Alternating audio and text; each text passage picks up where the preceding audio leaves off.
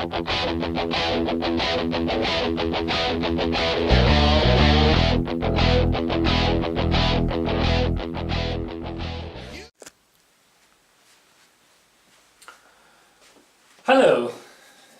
good afternoon.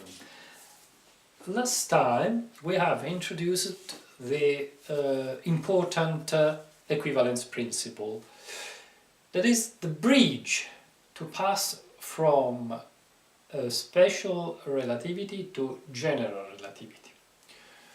And we will use it immediately now to evaluate and to write down the metric, the space-time metric, the space-time interval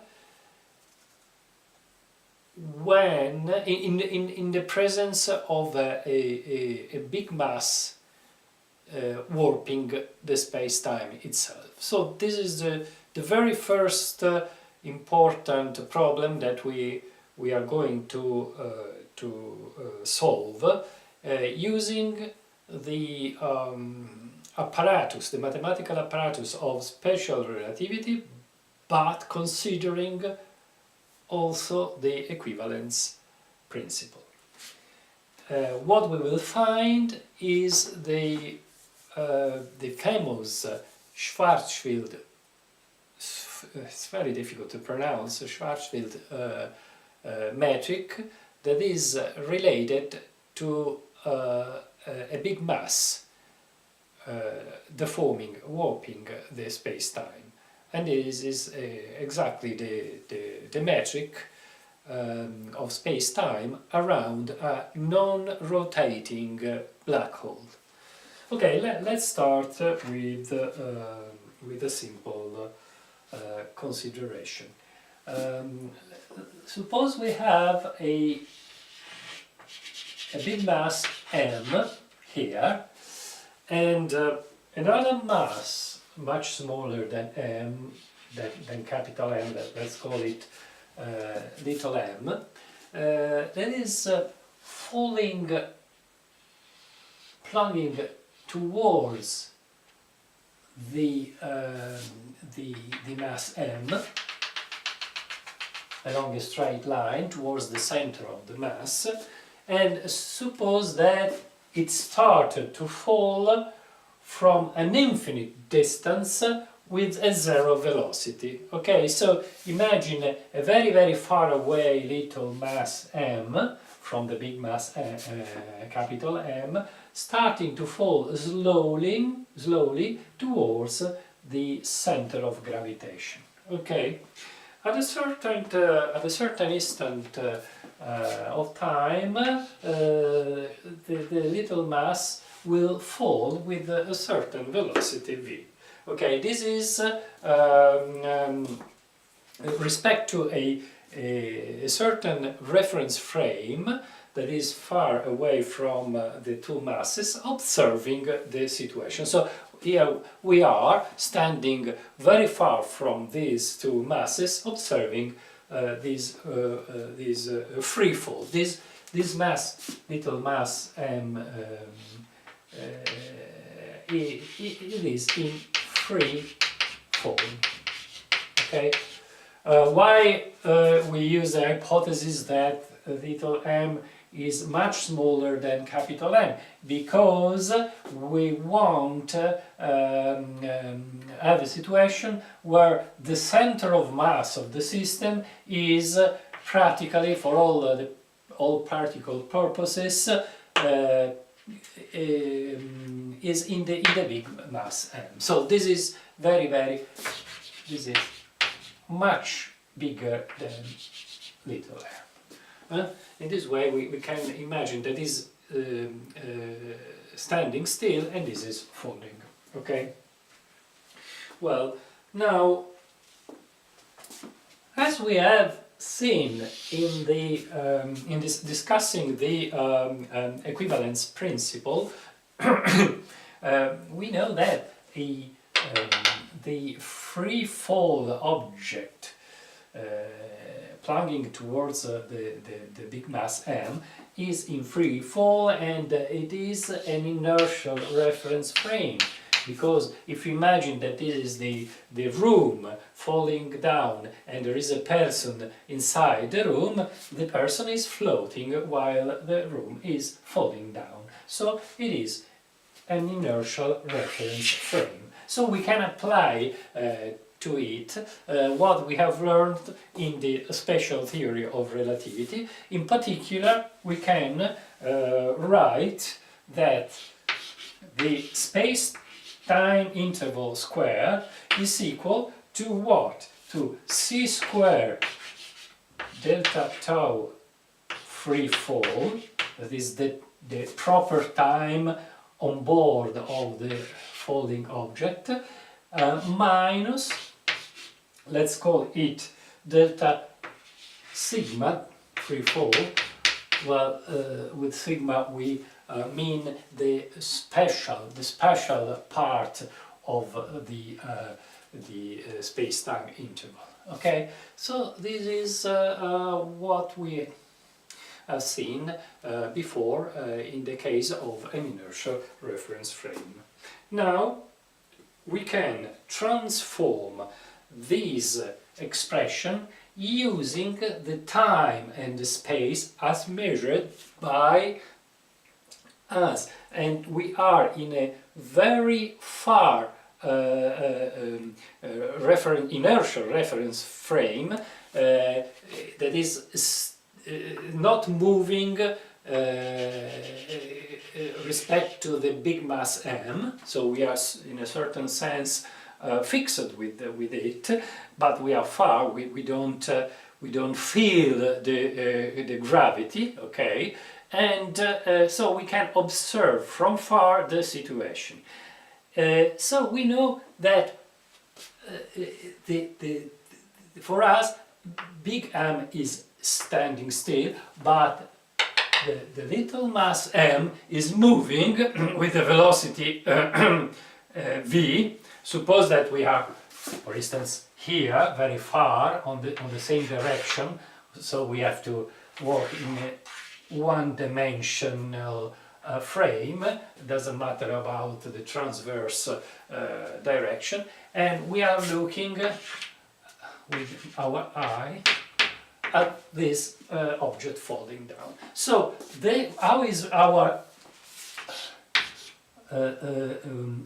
t and let's call it r, the time and space coordinate related to these two? Simply, in the we know that the relation is just like this, because the proper time of the falling down object, it is, as we know, 1 minus v squared over c squared times our interval of time delta t. We are standing still, okay? And what about the space? This is the time dilation.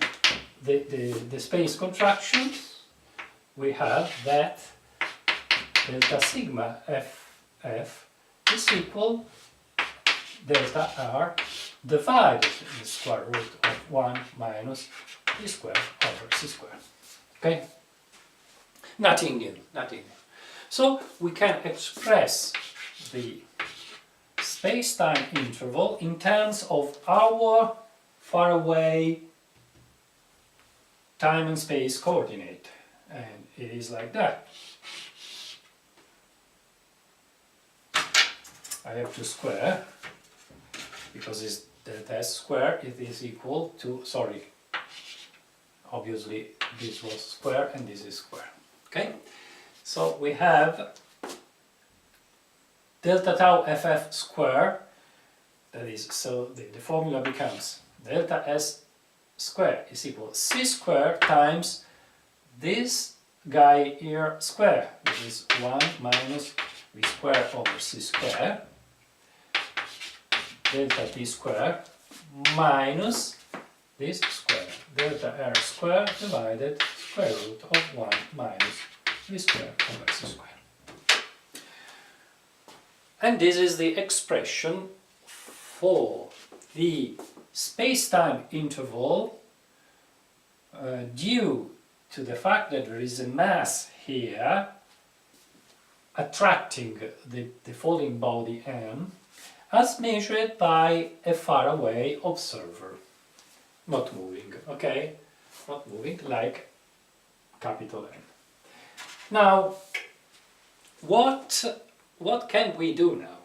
Now we have to some, in particular, one strong assumption, that is that if we suppose that the little body m started to fall down from very far away, where I am still looking at the situation, with a very low velocity, 0 at the beginning from infinite distance, and starting to fall down, in the first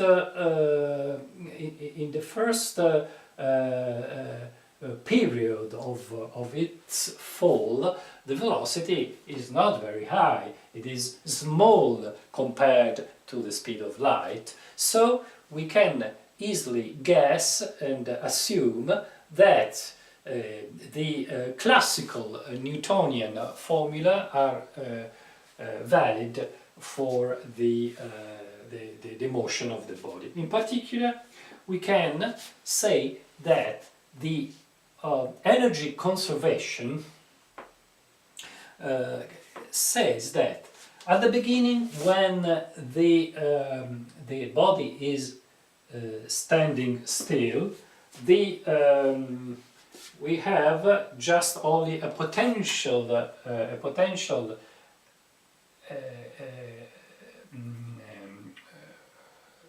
energy due to the presence of the mass m, but the potential energy is very small because it is just almost zero, because it is very far away. So the force due to the presence of the mass m, so at infinite distance, is almost zero. And the same for the kinetic energy, because the body is standing still at the beginning. So we can say that the initial energy of the body is zero, because the sum of the kinetic energy plus the potential energy due to the gravity is negligible. So it is just almost zero. So we can say that during all the motion of the body, from the beginning to the end, when it finished the run inside the big mass m, the energy must be conserved, because of the conservation of energy is just the main law of conservation in nature. And so as it is zero at the beginning, the total energy of the system must be zero during all the motion. Suppose that here we are at a certain distance r, as measured by me, far away, okay, and the velocity of free fall is v, as measured by me, again. So we can say that the total energy, that is equal to the kinetic energy plus the potential energy, is equal to, classically, as we have said, that when we are here, very far, quite far, not infinite distance, but quite far from the big mass m, the velocity is much smaller than the velocity of light, and so we can use the Newtonian approximation that we have seen when we talked about the relativistic energy, remember, and then plus what? Plus the potential energy due to the gravitational attraction. And this is the Newtonian formula. It is minus, because it is attracting in this direction. It is minus g times the big mass m times the little mass, the product of the two masses, the little mass m, divided by what? Not r square. R square is the force. The energy is divided by r. Okay. The reason why simply is that, as we know that the force is equal minus G mm over r square, we know that the energy must be a work.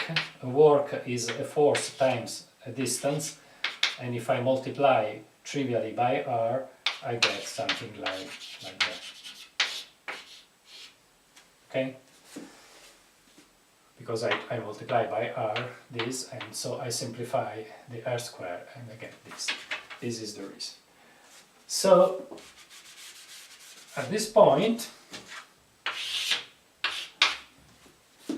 I have said that the total energy of the system must be zero, because at the beginning it is zero, it is still far away, continue to be zero along the fault. Okay? So this is the relationship that links together the kinetic energy and the potential energy. Let's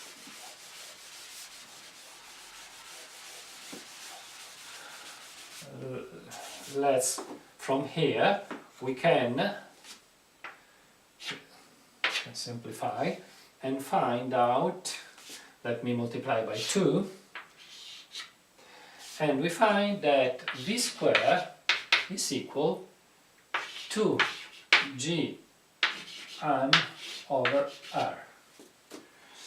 But now, as we are interested in the term v square over c square in our formula for the space-time interval, I divide by c square, and I've got this important relationship.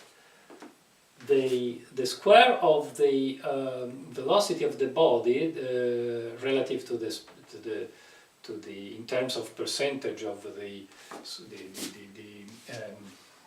speed of light is equal to this term here.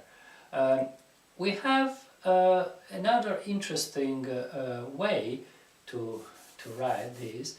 We can write simply like this. Let me write Rg over R, where I have put G equal this term here, 2Gm over c square, in such a way that this number here, that has the dimension of a length, of a distance, because it's just this ratio must be dimensionless, like it is this, because this is the ratio between two square velocities, so it's a pure number, and the same is this. So this is to be a pure number. At the denominator we have the distance, and so Rg must be a distance, and in particular is they called Schwarzschild radius.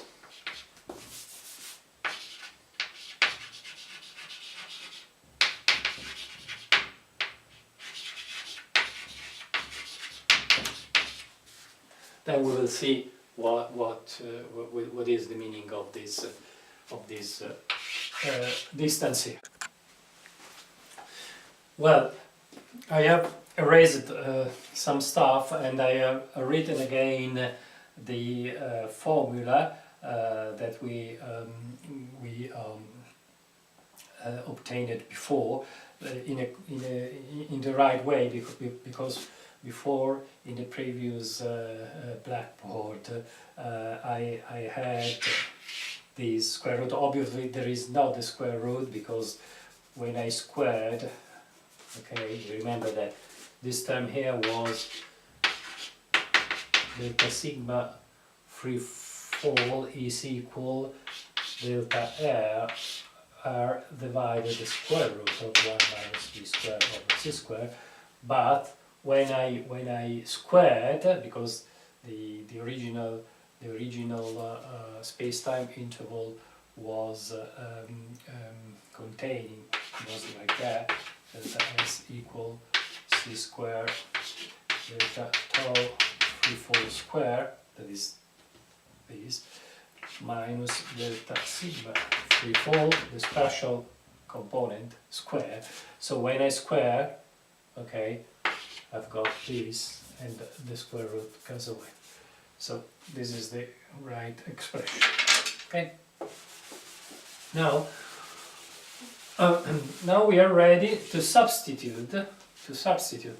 Where we have the ratio v square over c square in the previous formula, I can substitute the new result that v square over c square is equal this Schwarzschild radius Rg divided by R.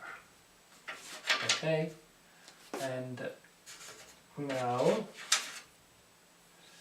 I've got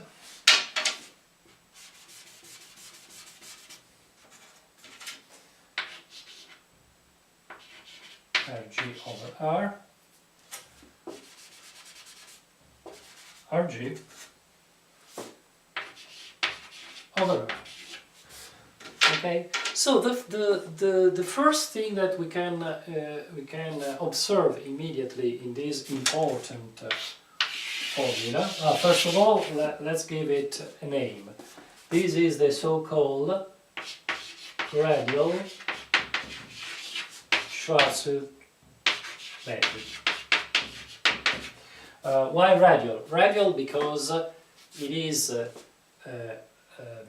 this formula has been obtained considering the motion of a body along a radius connecting the body to the center of the attracting mass. Okay, and this is just so it is a simple unidimensional problem. I could have considered the motion of a body starting from another direction with a velocity going not towards the center of the mass, and in this case, as you can guess, I should have an orbit. It is possible to compute the trajectory, but it is not easy, and it is out of our purposes now. We'll see something about it in the future. So this is the radial Schwarzschild metric. Metric is a way to express the fact that we are considering a space-time interval that, in particular in this case, is not Euclidean anymore. You remember that the Minkowski space, it is this one.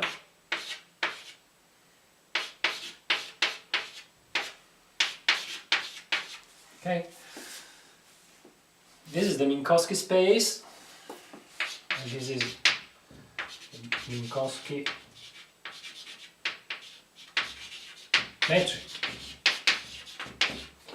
That is also called flat space.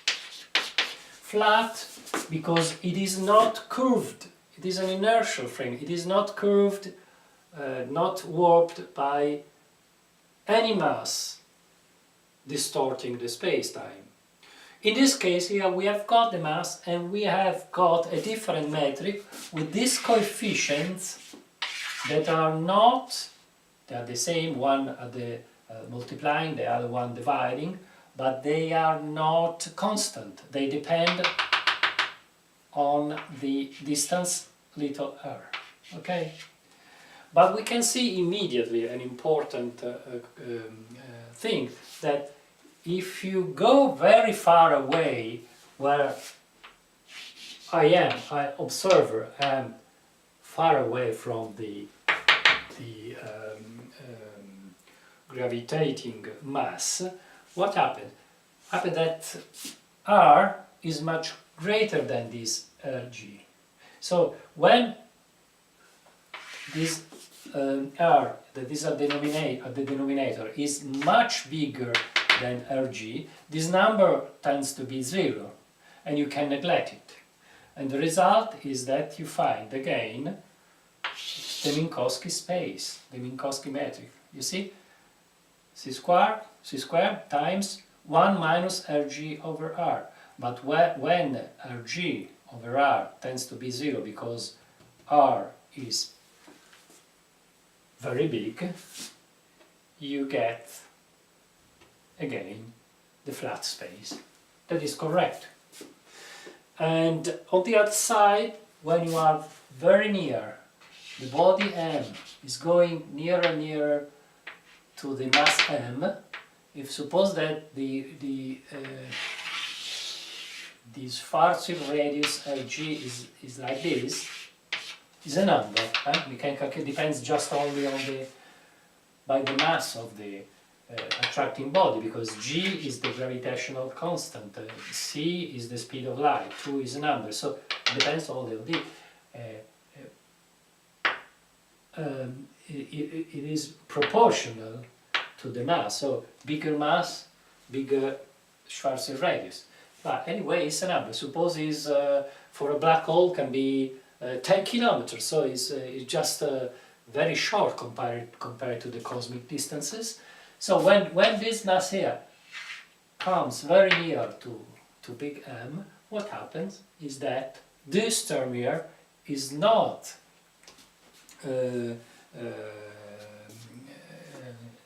small anymore, but it can be greater and greater, and at the limit when R becomes equal to Rg here, what happens? The metric has a singular situation where this number here is 1, so 1 minus 1 is 0, and here you have a 0 at the denominator, and something strange happens.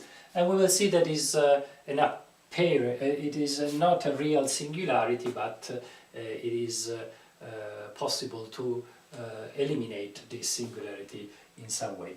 In any case, it is the situation there is very warped. The space-time is much far from the situation of a flat space. Okay, flat space.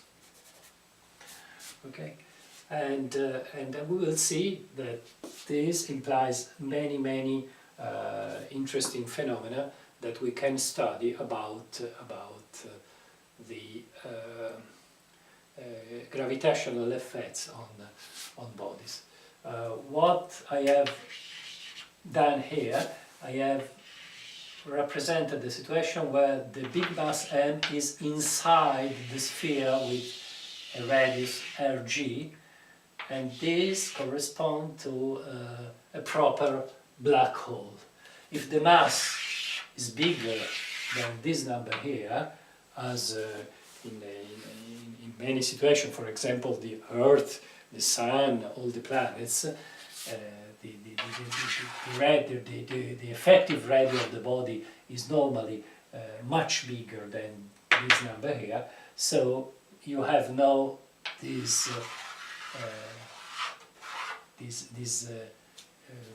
strange sphere containing the mass. This strange sphere is called the event horizon of the black hole. But we will see these things later. Thank you very much. See you soon.